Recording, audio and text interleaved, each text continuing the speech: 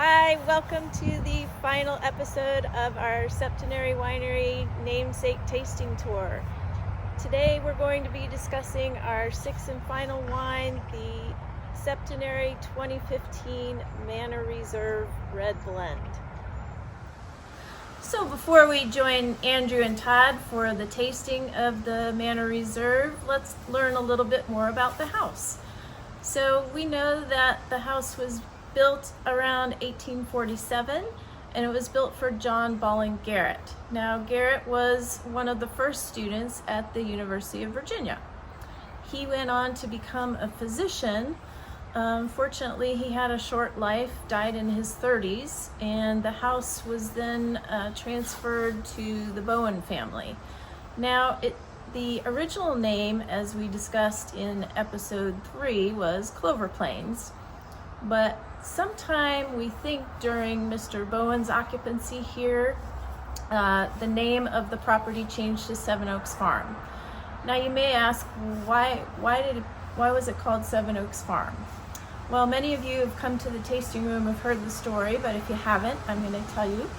So on the front of the lawn here, there used to be 7 large white oak trees, and each one was named for a Virginia-born president. Then in 1954, there was a hurricane that blew through, and it knocked out all but one of the trees. So there's only one tree left on the front lawn, stands proudly here today.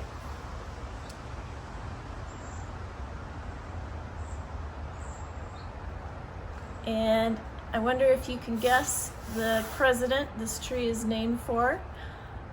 Most of you who've been here at Septenary know that it is Thomas Jefferson, which is very appropriate for this location here in Albemarle County, where Mr. Jefferson used to travel back and forth between Monticello and here. He, in fact, was a frequent visitor of Black's Tavern, which used to be here on the property as well. So here we are inside the house. So the original plan was a 2-story, 5-bay frame structure with a center hall plan. I'm standing here in the center hall now that you can see. In the early 1900s, the home underwent a pretty major renovation to fit in with the influx of people coming here to Greenwood and having larger estates. So the portico and columns that you see on the front of the house were added in the early 1900s. Now we're standing in the second bay that was added, and this was done to extend the original dining room.